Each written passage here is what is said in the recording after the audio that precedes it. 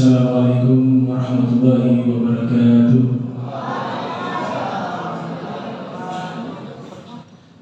Alhamdulillahirabbil alamin. Allahumma shalli wa sallim ala sayyidina Muhammadin wa amin wa ala alihi wa sahbihi ajma'in. Amma ba'd.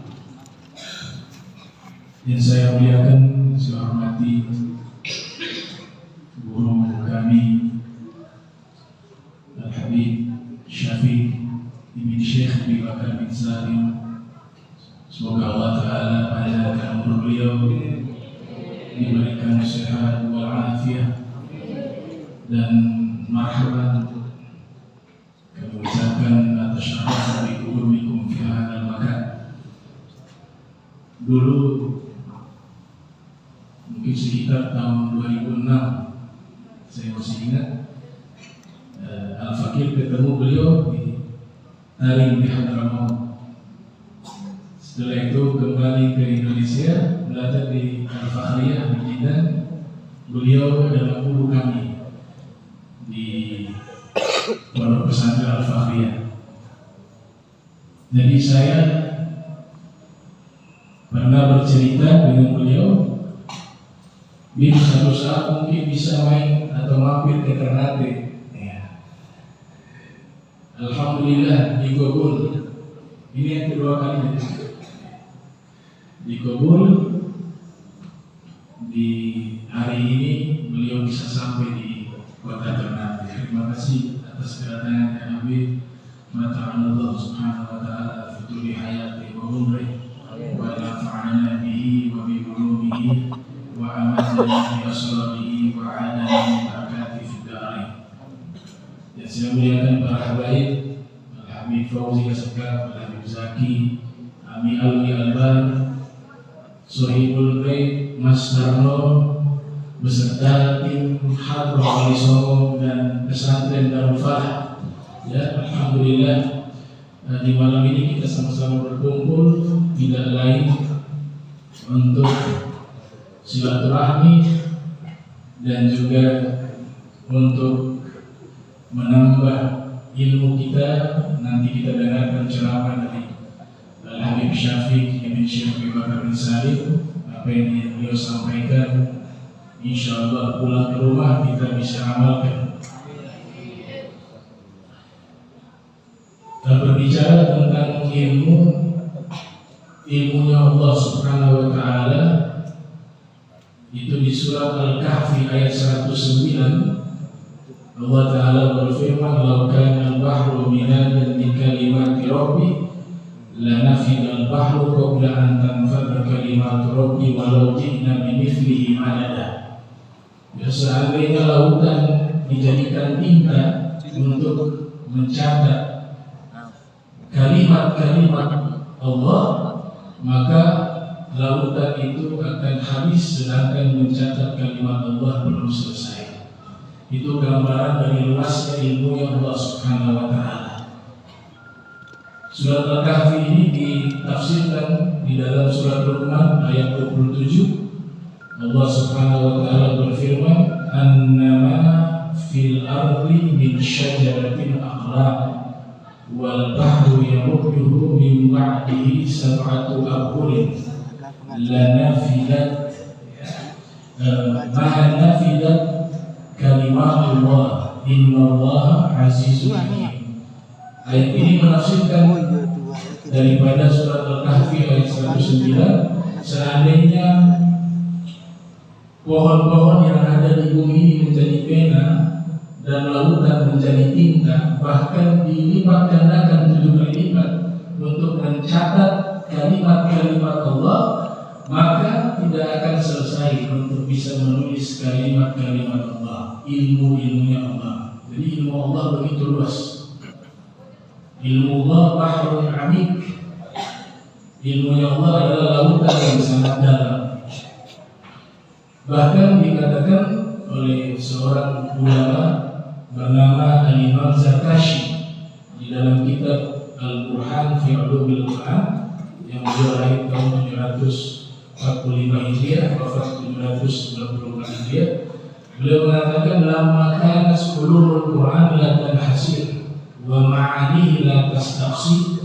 Seandainya atau bahkan ilmu-ilmu Al-Quran ini kalau mau dihitung tidak bisa dihitung, karena begitu banyaknya ilmu Al-Quran dan tidak bisa digali maknanya secara mendalam. Wajibat al-inayatu bil qadaril mungkinin. Para ulama hanya mampu menjelaskan sebatas kemampuan mereka. Nah, ilmu Al-Quran itu dihitung oleh ulama. Imam Al-Qasim mengatakan ada 47 ilmu. 47 ilmu. Kemudian Imam Suyuti mengatakan 47 ilmu itu di masa Imam Zarkashi. Tapi di masa Imam Suyuti ilmu-ilmu Al-Quran dia meningkat menjadi 80 cabang ilmu. Di setiap satu cabang ilmu itu dijelaskan secara keseluruhan ada 300 ilmu. Jadi ilmu Al-Quran itu dia memiliki cabang ilmuwan 300 ilmu untuk membahas ilmu Al-Quran. Belum lagi hadis Nabi. Hadis Nabi itu dikatakan oleh Imam Al-Hakim yang lahir tahun 321 Hijriah wafat 405 Hijriah di dalam kitab Ma'rifatul Ulumul Quran. Ilmu hadis ada 25 cabang ilmu. Itu di masanya Imam Al-Hakim. Nanti muncul di masanya Ibnu Shalah generasi sebelahnya. Sahih kitab Muqaddimah yang lahir 577 Hijriah. Beliau mengatakan ilmu hadis sudah berkembang mencapai sekitar 65 ilmu hadis. 65 cabang ilmu hadis. Bahkan Imam Al-Hazimi mengatakan bahwa ilmu hadis yashtamilu ala anwa'in katsiratin tablughu mi'ah. Dia mencapai 100 cabang ilmu hanya untuk membahas ilmu hadis Nabi Muhammad sallallahu alaihi wasallam. Kullu naw'in minha ilmun mustaqil. Di satu cabang ilmu itu ilmu tersendiri. Cabang satu ilmu tersendiri. Beliau mengatakan, "Lau anfaqat talibu fihi umrahu." Seandainya penuntut ilmu menghabiskan umurnya hanya untuk belajar ilmu hadis, lama balaga nihayatan, dia tidak akan bisa mencapai dan bisa menguasai seluruh ilmu hadis. Maknanya apa? Maknanya ilmunya Allah begitu luas, ilmunya Nabi Muhammad SAW begitu luas. Makanya ketika seseorang belajar ilmu, dia makin tawadhu karena dia merasa makin bodoh. Sayyidina Ali bin Abi Thalib mengatakan, "Masdaqtu ilman illa izdadtu jahla." Tidaklah saya bertambah ilmu, melainkan bertambah bodoh. Padahal Nabi kita Muhammad SAW sudah mengatakan, "Ana madinatul ilmi wa aliyun babuha." Saya kotanya ilmu, Imam Ali gerbangnya ilmu. Tapi ketika Imam Ali mengetahui ilmu Allah begitu luas, beliau mengatakan, "Tidaklah saya bertambah ilmu, melainkan bertambah bodoh." Nah, dikatakan oleh Sa'id bin Zubair, dikutip oleh Imam Nawawi yang lahir 431 Hijriah dalam kitab Al-Majmu' Asy-Syarifah. Beliau mengatakan, "La yazalu rajulu 'aliman ma ta'allama fa idza taraka al-ilma wa dhanna annahu qad istagna wa iktafa bima 'indahu kana ajhala ma yakun." Senantiasa orang itu dia berilmu kalau dia selalu belajar. Seandainya dia merasa puas dengan ilmu yang dia miliki, maka dia adalah orang yang paling bodoh. Karena ilmu itu terlalu luas.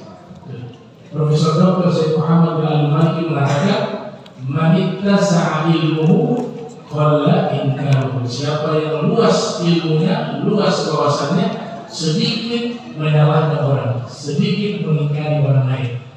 Nah, ini esensi daripada ilmu yang diajarkan oleh Allah lewat kekasihnya Nabi Muhammad SAW. Untuk ilmu Al-Quran, ilmu hadis kalau dijumlahkan ada 400 cabang ilmu. 400 cabang ilmu. Ilmu Al-Quran, makanya bentuknya bukan ilmu Al-Quran. Ulama menyebutkan ulumul Quran. Tidak disebut ilmu hadis, disebut ulumul hadis. Bentuk jamak karena begitu banyaknya ilmu tersebut. Nah, insya Allah mudah-mudahan ini yang sedikit bisa kita ambil nasihat dari guru kita Habib Syafiq, kita amalkan apa yang disampaikan oleh beliau, dan semoga Allah Ta'ala berikan kita futuhul arifin, Allah berikan kesucian hati kita, pikiran kita, jiwa kita, rohaniah kita, sehingga nanti kita bisa sama-sama berkumpul dengan baginda Nabi Muhammad SAW. Terakhir saya tutup, ada pesan dari sahabat Salman Al-Farisi.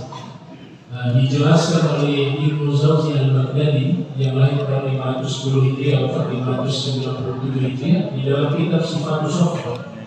Imam atau sahabat mulia Salman Al-Farisi memberikan pesan kepada kita. Beliau mengatakan begini, al-ilmu kathir, ilmu ini terlalu banyak, wa umru qasir, sedangkan umur itu sangat singkat. Fakhudh minal ilmi ma tahtaju ilaihi fi amri dini, maka ambillah ilmu yang paling kau butuhkan dan ilmu yang paling dibutuhkan oleh kita di dunia maupun sampai di akhirat adalah ilmu agama. Jadi itu saja yang bisa saya sampaikan. Saya minta maaf jika ada salah dalam ucapan saya. Wassalamualaikum warahmatullahi wabarakatuh.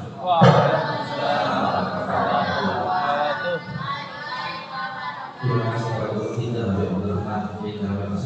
wa ala alihi wa ashabihi ajma'in. Alhamdulillah. Hadirin yang dimuliakan oleh Allah Subhanahu wa taala, ini sebenarnya kalau dalam istilah tayamum, kalau ada air mata. Nah, istilahnya kita ini cuma timbul oleh depan beliau. Beliau ini guru kita, Habib Syafiq bin Syaubakan. Kedatangan beliau adalah keberkahan buat kita semua, insyaallah. Beliau mengajar Al-Faqir, mengajar Habib Abdul Rahman, dan mengajar beberapa murid. Dan bukan hanya itu, Al-Faqir juga mengikuti yang disebut dengan jalsatul doa. Jalsatul doa itu adalah jalsah yang diikuti oleh para dai-dai, oleh para pimpinan-pimpinan pondok pesantren. Kurang lebih yang beliau ajarin tidak ada sepersepuluhnya yang ada di Ternate Maluku. Jadi yang beliau ini adalah mentor jalsatul doa yang dibentuk oleh beberapa tim para ulama bimbingan Habib Muhammad bin Salim Al-Hafiz bin Syaikhul bin Salim. Jadi datangnya kita di tempat ini sekalian berkah, tambah berkah, ambil berkah. Mudah-mudahan anak cucu kita jadi para ulama.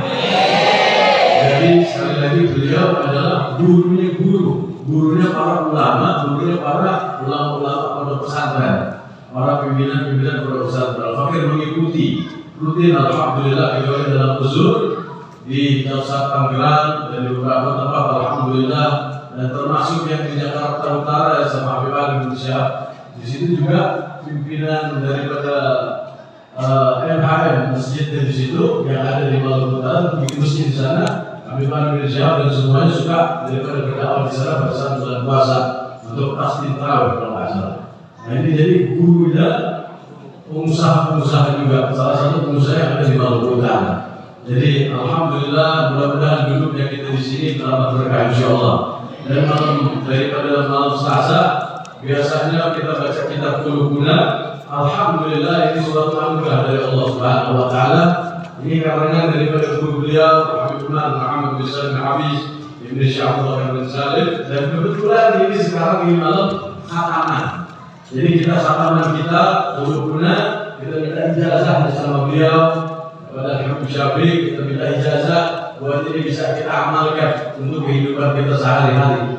Biasanya kita bahas di Pondok Pesantren Darul Falah, malam ini langsung di tempat Haji Tarno, yaitu kepala yayasan, dan kita doakan mudah-mudahan Haji Tarno panjang umur, sehat walafiat, amal jariah yang beliau dapatkan bersama para tim seluruhnya, Haji Zeni dan para Haji Toto dan seluruh para pembesar-pembesar Jawiyin yang ada di sini. Mudah-mudahan jadi amal saleh insyaallah. Melalui itu yang dapat Al-Faqir sampaikan, buka di halaman 19. Di halaman 19 nanti kalian kita minta puasa, sebelum ini kita minta ijazah, mudah-mudahan barakah semuanya. Oh iya, Bapak Ibu mudah-mudahan kita doakan, mudah-mudahan Habib Hashim Ubaidillah, keluarga besar Habib Hashim Jawiyah Albar, mudah-mudahan yang menjadi inisiator daripada majelis ini diberikan keberkahan oleh Allah Subhanahu wa taala. Wassalamualaikum warahmatullahi wabarakatuh.